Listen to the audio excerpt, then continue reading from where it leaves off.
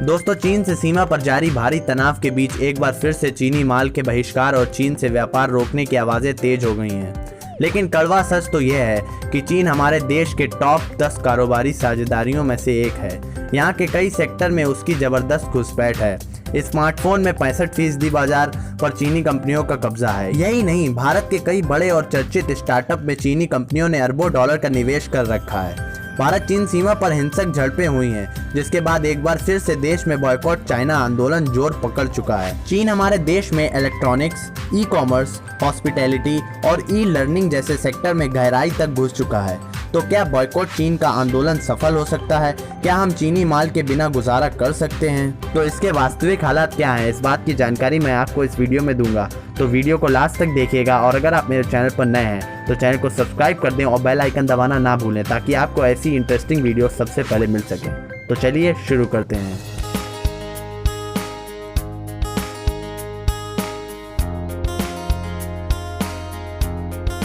हमारे कुल विदेशी व्यापार में चीन का हिस्सा 10% से ज़्यादा है, इसलिए भारत के लिए अचानक इस कारोबार को रोक देना संभव नहीं है। भारत के कुल विदेशी व्यापार में चीन का हिस्सा जहां 10.1% तक है, वहीं चीन के विदेश व्यापार में भारत का हिस्सा महज 2.1% है।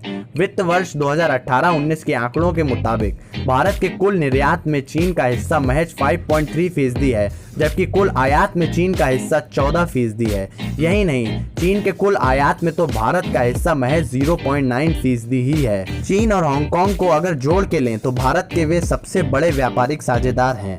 अमेरिका इसके बाद दूसरे स्थान पर आता है। वर्ष 2019-20 में चीन हांगकांग से भारत का कुल व्यापार 103.53 अरब डॉलर के करीब हुआ। इसका मतलब है 7,88,759 करोड़ रुपयों का। वहीं अगर देखा जाए तो इस दौरान भारत का व्यापार अमेरिका के साथ सिर्फ 82.97 अरब डॉलर का ही हुआ, जिसका मतलब है करीब 6,32,120 करोड़ रुपयों का। राहत की बात तो ये है कि चीन और अमेरिका के अलावा भारत के 10 बड़े व्यापारिक साझेदारों में यूएई, सऊदी अरब, इराक, सिंगापुर, जर्मनी, दक्षिण कोरिया और इंडोनेशिया शामिल हैं। इन देशों का भारत के कुल विदेश व्यापार में हिस्सा 50% से ज़्यादा है। हाल में चीन और हांगकांग के साथ व्यापार में कुछ राहत के बिंदु सामने आए हैं। भारत का अब चीन के साथ व्यापार थोड़ा कम हो रहा है और दूसरे देशों से व्यापार बढ़ रहा है। वर्ष 2019-20 में चीन और हांगकांग के साथ भारत का व्यापार 7% घटकर 109.76 अरब डॉलर करीब 8,36,200 करोड़ रुपए तक पहुंच गया है। अगर आंकड़ों की बात करी जाए तो ये पिछले 7 सालों में चीन के साथ व्यापार में सबसे बड़ी गिरावट है। लेकिन चीन के साथ व्यापार में बड़ी चिंता की बात यह है कि उसके साथ भारत का व्यापार घाटा। भारत के कुल विदेशी व्यापार घाटे में चीन का हिस्सा साल 2007-8 के 18.7% से बढ़कर साल 2016-17 में 47.1% तक पहुंच गया है। हालांकि 2019-20 में यह थोड़ा घटकर 30.3% तक आ गया है। जब किसी देश से हमारा निर्यात के मुकाबले में आयात व्यापार ज़्यादा होता है तो यह जितना ज़्यादा होता है उतना ही हमारा व्यापार घाटा माना जाता है। तो चलिए अब मैं आपको बताता हूं कि किन किन वस्तुओं का प्रमुख व्यापार चीन से भारत को होता है।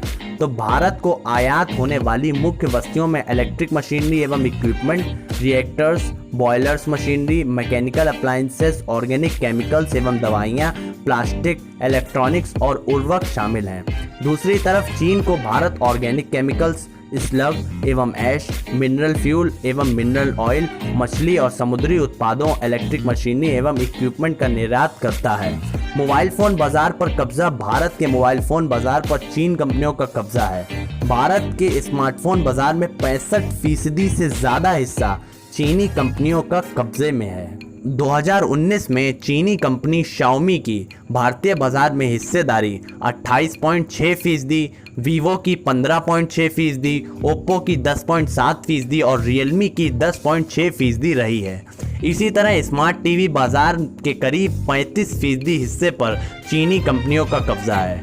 तो अब बात आती है भारतीय स्टार्टअप में चीनी निवेश की। भारत के कई प्रमुख स्टार्टअप में चीनी कंपनियों के मोटे निवेश हैं, जैसे कि पेटीएम में चीनी कंपनियों का निवेश 3.53 अरब डॉलर का है, यानी कि 26,894 करोड़ रुपयों का।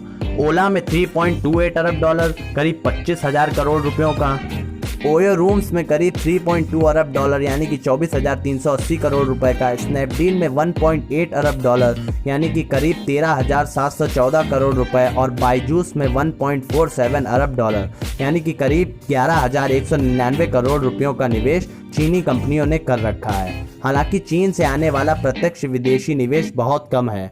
पिछले 2 दशकों में चीन से महज 2.4 अरब डॉलर करीब 18,285 करोड़ रुपयों का विदेशी निवेश आया है, जो कि देश में आने वाले कुल एफडीआई का महज आधा फीसदी है। जानकार इसकी वजह यह बताते हैं कि चीन से आने वाला ज़्यादातर एफडीआई अब सिंगापुर और हांगकांग से होकर आता है। तो चलिए दोस्तों, आज के इस वीडियो में बस इतना ही। मुझे उम्मीद है कि आपको मेरी बताई हुई जानकारी पसंद आई होगी। मैंने इस विषय पर एक और वीडियो बनाया हुआ है, उसका लिंक ऊपर आई बटन में आ रहा है, उसको क्लिक करके आप वो वीडियो भी देख सकते हैं। तो वीडियो को लास्ट तक देखने के लिए धन्यवाद, और अगर आपको वीडियो पसंद आई हो तो वीडियो को लाइक कर दें और हमारे चैनल को सब्सक्राइब कर दें ताकि आपको ऐसी इंटरेस्टिंग वीडियो सबसे पहले मिल सके।